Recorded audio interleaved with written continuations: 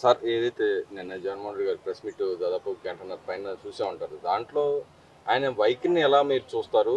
ఒక పక్కన ఏమన్నా చచ్చిపోవాలంటాడు, ఒక పక్కన నేను అందరికీ మా తాతను మా తండ్రిని చంపినా నేను సేవ్ చేశాను, కాపాడుతున్నాను, నేను దాన్ని ఏమంటాం ఎవరిని నేను సంపదలుచుకోలేదంటాడు. ఇంకో పక్కన అమరావతి గురించి మాట్లాడతాడు. ఈ వ్యాఖ్యని ఎలా చూడుతున్నాడు? అతని యొక్క మానసిక స్థితిని ఎలా చూడుతుంటారు దాంట్లో? జగన్మోహన్ రెడ్డి గారికి పరిపక్వత లేదండి రాజకీయంగా. ఏదో ఒకటి చేసి గెలవాలనుకుంటున్నాడు.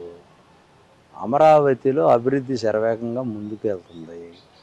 ఆ అసూయ ద్వేషం కక్ష కార్పణ్యంతో చంద్రబాబు నాయుడు గారు స్టాండ్ అయిపోతాడు, మనకు అధికారం రాదని చెప్పి అభద్రతా భావంతో మాట్లాడినటువంటి అది నాలిక తాటి మట్ట జగన్మోహన్ రెడ్డి గారు. ఇంకొక అంశం ఏమన్నావు నువ్వు? Both can never be a same. Yes, correct. లైన్కి జోకాల్కి తేడా ఉన్నదా?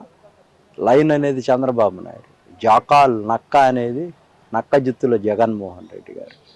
మీరు ఒక్కటి మటుకు తెలుసుకోవాలా, ఏమంటే మావి గన్నును చూసి భయపడి దాక్కొని చచ్చిపోయే పరిస్థితికి వచ్చిందా చంద్రబాబు నాయుడు గారు?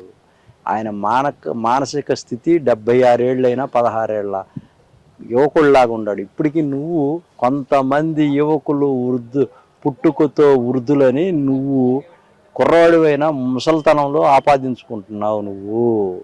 నువ్వు ముసల్తనం పెట్టుకొని ఏదో చేస్తా ఉన్నావు. రెండో అంశం ఏందో తెలుసా? భయపడ్డా. మీకు ఇంకోటి తెలుసా? అలిపిరిలో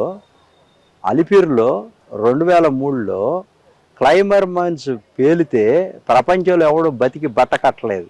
దాన్ని పోరాటం చేసిన ధీరుడు బయటకు వచ్చి మళ్ళా రాజ్యాన్ని వెళ్తున్నటువంటి మహా గొప్ప వ్యక్తి, మహాశిల్పి, మేధావి చంద్రబాబు నాయుడు గారు.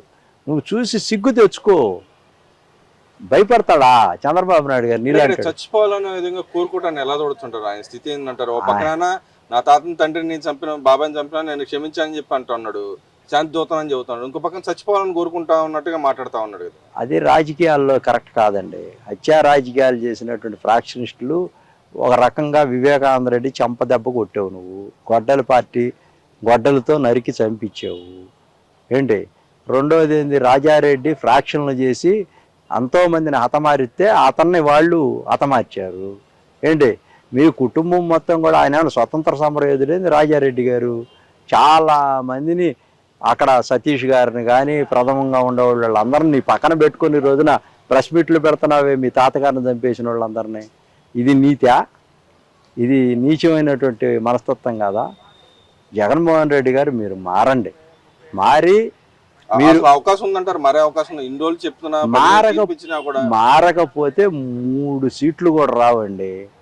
మారలేదు కాబట్టి 3 రాజధానులు ఉద్యమం చేసినప్పుడు 2024లో 11 రెడ్డి అయ్యాడు. ఈ మావిగని తెచ్చాడు కాబట్టి పిచ్చోడు రేపు 29కి 0 రెడ్డి అవుతాడు. ఇంతకు మించి నేను చెప్పదలిచింది ఏమీ లేదు. సో క్లోజ్ అయిపోయావు నువ్వు రాజకీయంగా. అంటే ఇక్కడ ప్రతిసారి వచ్చి ఏదో రకంగా మళ్ళీ అమరావతి మీద విషయం కక్కడానికి ప్రయత్నం చేస్తాం. మావిగన్ అనే పేరు మళ్ళీ ప్రస్తావన చేస్తున్నాడు. అసలు మావిగన్ ఏందనేది ఎక్కడ? ఏదన్నా ఒక కన్స్ట్రక్షన్ చేయాలన్నా, ఏదైనా ఒక ఇల్లు కట్టుకోవాలన్నా దానికి ఒక ప్లాన్ ఆఫ్ యాక్షన్ ఉంటుంది. ఆ ప్లాన్ ఆఫ్ యాక్షన్ ఏందని ఒక మాట చెప్పేసి ఇదే ప్లాన్ అని చెప్పడానికి ఎలా దొరుకుతుంటారు? నిజంగా ఆయన చెప్పింది అసలు ఎక్కడుంది? అసలు ఎందుకు చెప్పలేకపోతున్నాడు అంటారు? అసలు మావిగన్ అనేది అసలు అది ఇంక్లూడింగ్ సిఆర్డిఏ.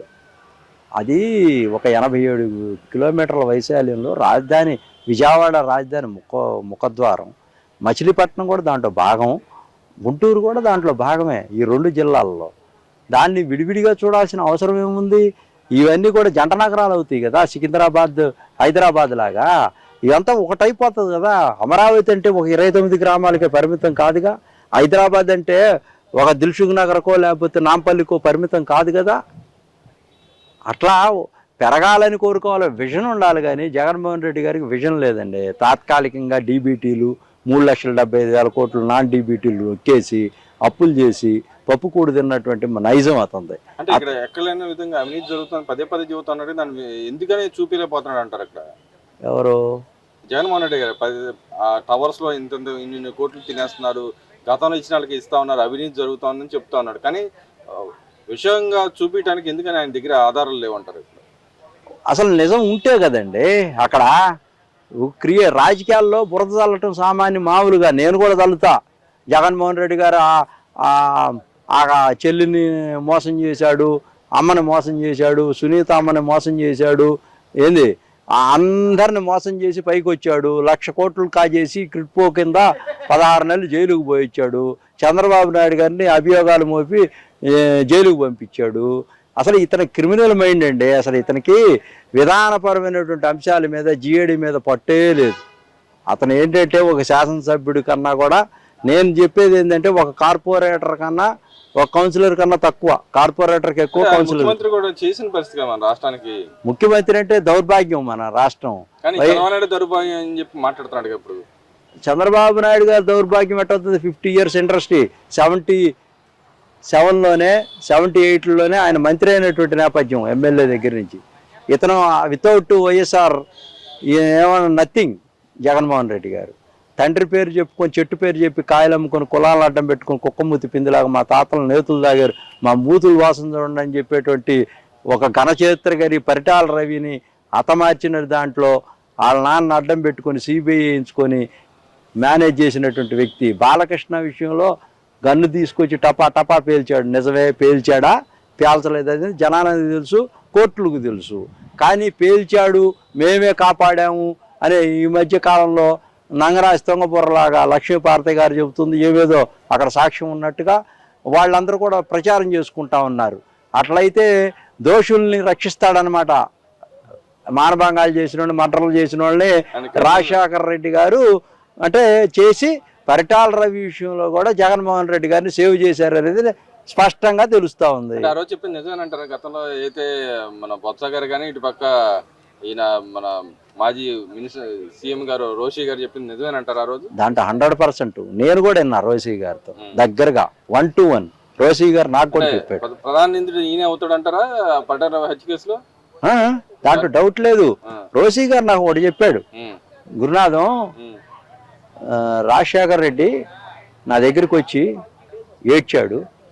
ఎడవలపాయ గెస్ట్ హౌస్లో మేము ఉంటే, గెస్ట్ హౌస్లో నన్ను నెట్టి కొట్టబోయి సామాన్లన్నీ పగలగొట్టాడు. నాకు టికెట్ ఇస్తావా ఇవ్వా, నాకు వారసత్వం ఇస్తావా ఇవ్వా అని చెప్పేసి మ్యాడ్గా అందరినీ కొట్టబోతున్నాడు, నన్ను నెట్టాడు, అవమానపరిచాడని డైరెక్ట్గా రోషి గారే చెప్పాడు. బాధపడ్డాడు రాజశేఖర్ రెడ్డి అని. ఇది జగమెరిగిన సత్యం, ప్రపంచం మొత్తానికి తెలుసు. వివేకానంద రెడ్డి చంపబెట్టి కొట్టాడు, రాజీనామా చేయలేదని పార్లమెంటుకి. అప్పటి నుంచి కక్ష పెంచుకొని ఉన్నాడు. కక్ష పెంచుకొని ఒక ముఠాను తయారు చేసుకొని ఎట్లా ప్లాన్డ్గా మర్డర్లు చేసుకుంటూ వెళ్తున్నటువంటి నేపథ్యం అవుతుంది. మరి అది ఎందుకు ప్రూవ్ చేయలేకపోతున్నాడు అంటారు? ఇక్కడ ప్రూవ్ చేయలేకపోతున్నట్టు లక్షల కోట్ల డబ్బులు ఉన్నాయండి కేంద్రంలో. సిబిఐని మేనేజ్ చేస్తూ, సిబిఐ వాళ్ళ మీద కేసులు పెడుతూ, ఏంటి ఇక్కడ రాష్ట్ర అధికారాన్ని దుర్వినియోగం చేస్తూ, అదేవిధంగా పెద్ద అభియోగం చేశాడు ఇటీవల కాలంలో. చంద్రబాబు నాయుడు గారు మా నాన్న చనిపోయినటువంటి ముందు 3 రోజుల ముందు శాసనసభలో 3 రోజుల తర్వాత నేను లోనకి రానీను అసెంబ్లీలోకి అన్నాడు. అది రాజకీయంగా మాట్లాడతారు, రాజకీయంగా నేను రానీను అని అంటాడు. అంతేగాని భౌతికంగా హతమారుతాడు, ఇతను ఆ హెలికాప్టర్ ఎక్కుతాడు, ఆ గాలి వస్తుంది, అక్కడ వర్షం వస్తుంది, ఇవి కూడా ఆయన సృష్టించాడే చంద్రబాబు నాయుడు గారు. ఎవరైతే చంపారని చెప్పి నువ్వు అభియోగాలు మోపి, కొత్త అభియోగం ఇది, నువ్వు చంపావు చాలా మందిని. ఏది మా సుధాకర్ గారు నేను దేవదూతని చెప్పుకుంటున్నాడు, శాంతి కాముకొని దేవదూత అని చెప్పుకుంటున్నాడు. నేను మా వాళ్ళందరూ చంపితే నేనేం చంపలేదు. ఎందుకు చంపలా? గవర్నమెంట్ వచ్చినప్పుడు వైఎస్ రాజశేఖర రెడ్డి వాడు కుటుంబాలు మొత్తాన్ని హతమార్చేశారు, నాశనం చేసేశారు, ఆర్థికంగా తొక్కేశారు. మరి ఇక్కడ హరికృష్ణ గారి విషయాన్ని కూడా తీసుకొచ్చి అక్కడ లాబింగ్ చేశాడు, టీఆర్ఎస్ పార్టీతో కలిసి వెళ్తానికి చూశాడు, ఒక పక్కన శవాన్ని పెట్టుకొని చెప్పి మాట్లాడుతూ ఉన్నాడు కదా. అవన్నీ ట్రాష్ అండి. అవి ఆల్రెడీ నేను చెప్పాను, దాంట్లో నిజాలు లేవు. ఉన్న అభియోగాలు వృధ చల్లుతూ ఉన్నాడు. ఇక్కడ ఒకటి రిలయన్స్ వాళ్ళ మీద అభియోగాలు మోపి చచ్చిపోయిన తర్వాత రాజశేఖర రెడ్డి ఆ రిలయన్స్ సంస్థలు మొత్తం పగలగొట్టించి అందరు కేసులు పెట్టించి తర్వాత వాళ్ళందరినీ పిలిచి రాజ్యసభ ఇచ్చాడు రాజీపడి. మరి రేపు రాజ్యసభ ఎలక్షన్ కూడా నోటిఫికేషన్ జారీ అయింది. మరి రేపు పొద్దున ఎటుంటాడు అంటారు? ఎవరు ఆయన క్యాట్ ఆన్ ది వాల్. ఆయన కేసులన్నీ రాజీ చేసుకోవటం కోసం కేంద్ర ప్రభుత్వం వైపే ఉంటాడు. మరి ఒక పక్క విజయ్తో పోల్చుకుంటున్నాడు. విజయ్ అన్న ఆయన సింగిల్ హ్యాండెడ్ గా బీజేపీని ఎదిరించి ఆయన సీఎం గా గెలిచిన పరిస్థితి. మరి ఇక్కడ ఈయన పరిస్థితి ఏంటంటారు? ఇక్కడ పరిస్థితి ఏంటంటారు? ఆయన వైఖరి కానీ వాళ్ళ పార్టీ వైఖరి కానీ ఏంటంటారు? నిన్నటి దాకన్నా అక్కడ ఉన్న మిగతా పార్టీలతో తిరిగారు, వాళ్ళ నాయకులు అందరూ తిరిగారు. ఇప్పుడు ఆయన బీజేపీని ఎదిరించే దమ్ము ఉంటది అంటారు ఇక్కడ? అసలు అతను ఎప్పుడు బీజేపీకి ఎదురు తిరగాలనేటువంటి దమ్ము అతనిలో లేదు. అసలు ఎవరికి ఎదురు తిరగడు. అతను కాలక్రమంలో కాలానుగుణంగా వస్తే పదవి ఆయాచితంగా తీసుకుంటాడు. అంతేగా దానికోసం కష్టపడటమో పక్క రాష్ట్రాలకు వెళ్ళటమో. గతంలో ముద్దులు అన్ని పెట్టాడు కదా, ఇప్పుడు ముద్దులు కష్టపడతాను పెట్టి కదా. మోసం చేసి ఒకసారి అయ్యాడండి. Single digit. ఇంకా లేదు ఇక అతనికి. మరి ఇంకో పక్కన ప్రొఫెసర్ నాగేశ్వరరావు గారి విషయాన్ని ఎలా చూస్తారండి? ఏది ప్రొఫెసర్ నాగేశ్వరరావు గారు ఏదో జనసేన ప్రొఫెసర్ నాగేశ్వరరావు గారు అంటే అతను పెయిడ్ అనలిస్ట్గా తయారయ్యాడు. ఆయన పెయిడ్ ఆర్టిస్ట్గా తయారయ్యాడు. అతను శ్రీనివాస్ గారు ఇద్దరు కలిసి టీవీల్లో ఊహాగానాలు చేస్తూ ఏది పవన్ కళ్యాణ్ గారు వెళ్ళి ఆయన చెవులో చెప్పాడు జగన్మోహన్ రెడ్డిని అరెస్ట్ చేయాలనేటువంటి, అందుకనేగా కేసులు పెట్టారు. అంటే మరి కూటమి విచ్ఛిన్నానికి ఏమన్నా ప్రయత్నం జరుగుతుందంటారా? కుట్ర జరుగుతుందంటే దాంట్లో జరుగుతుంది కానీ అది ఎప్పటికీ జరగదండి, అప్పటికీ జరగదు.